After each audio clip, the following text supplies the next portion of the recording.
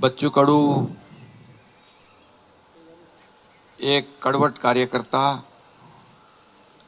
एक सर्वसामान्यांचा नेता, दिव्यांगांसाठी झटणारा, शेतकऱ्यांसाठी, शेतमजुरांसाठी, ज्यांना घरं नाहीत, पालीच्या घरात राहतात असे लोक, गोरगरीब, शोषित, पीडित, दलित सगळ्यांसाठी आंदोलन करणारा, म्हणून गोरगरिबांचा आंदोलक नेता म्हणून बच्चू कडू यांची ओळख आहे.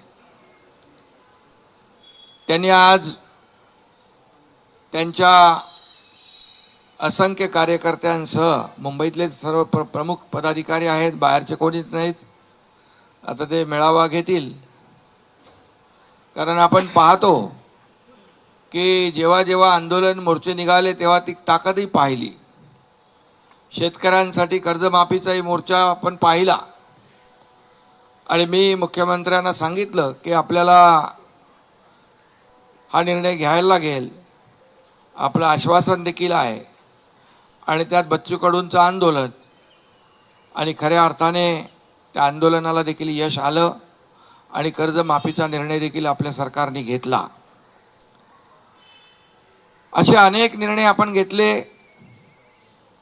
यामध्ये दिव्यांगांसाठी खऱ्या अर्थाने लढणारा, झटणारा नेता म्हणून बच्चू भाऊ तुमची ओळख आहे. तुम्ही आज शिवसेनेमध्ये तुमच्या असंख्य लोकांबरोबर प्रवेश केलाय, त्याबद्दल मी तुमचं मनापासून शिवसेनेमध्ये स्वागत करतो. तसं तुमचं काय शिवसेना तुम्हाला नवीन नाहीये, तुम्ही मूळचे शिवसैनिकच आहात. 25 वर्ष प्रहार सामाजिक संघटना आपण या ठिकाणी त्याचं काम केलं आणि आज पुन्हा स्वगृही शिवसेनेमध्ये आपण आलात. आपण फक्त आमदारकीसाठी नाही, आपण स्पष्ट केलेलं आहे, आपण आपले मुद्दे, ध्येय, धोरणं, गोरगरिबांना न्याय देणारे जे प्रश्न, याला कुठंतरी सत्तेचं बळ लागतं. आणि आपण पाहिलं, माझ्या 2.5 वर्षाच्या मुख्यमंत्री पदाच्या कारकिर्दीत देखील आपण पाहिलं, तुम्ही त्या काळात देखील आम्ही जो निर्णय घेतला त्याच्या सोबत राहिलात, सोबत आमच्या आलात. त्यामुळे शिवसेनेला बच्चू कडू नवीन नाही आणि बच्चू कडूला शिवसेना नवीन नाही, हे समीकरण आपलं जुनं आहे.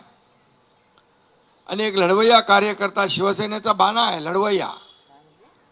बाळासाहेबांनी, दिघे साहेबांनी हेच शिकवलं, अन्यायाविरुद्ध लढा आणि ज्याच्यावर अन्याय होतोय त्याला न्याय द्या.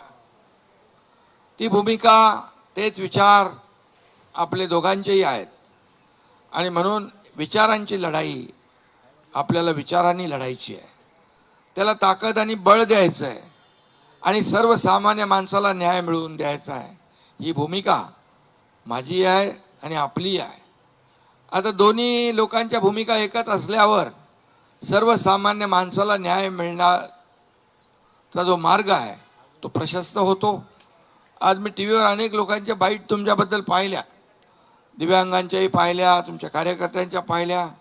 त्यांच्या चेहऱ्यावर एक आनंद होता की बाबा शेवटी लढाई आपण करतो, लढतो सर्वसामान्यांसाठी, त्याच्या पाठीशी राजकीय ताकद देखील आवश्यक असते. आणि म्हणून आज आपण शिवसेनेमध्ये प्रवेश केलाय. राजकीय जे काही लढाई आहे, शिवसेना वाढवण्याचं काम संपूर्ण महाराष्ट्रामध्ये ज्या ज्या ठिकाणी आपल्याला करता येईल ते आपण करणार आहात. त्याचबरोबर एक प्रहार, जी सामाजिक संघटन आपलं आहे, ते सामाजिक संघटन आहे आणि ते देखील आपल्या शिवसेनेसोबत जोडतोय आपण.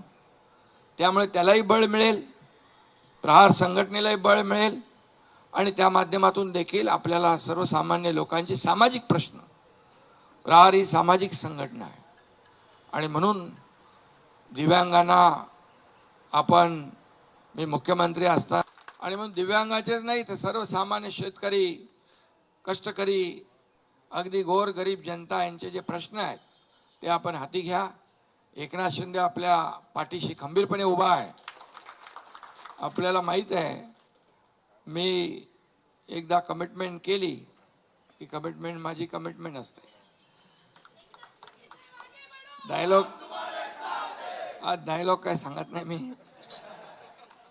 पण आपल्याला माहीत आहे राजकारणामध्ये शब्द देणं आणि पाळणं हे महत्त्वाचं असतं.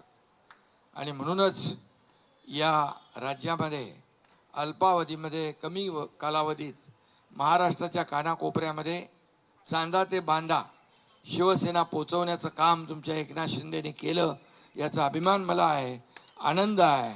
आणि आता बच्चूभाऊ सोबत आले, त्यांची टीम सोबत आली आहे. या दिव्यांगांचा देखील आशीर्वाद असतो आणि हा आशीर्वाद देखील या माध्यमातून आपल्याला मिळेल.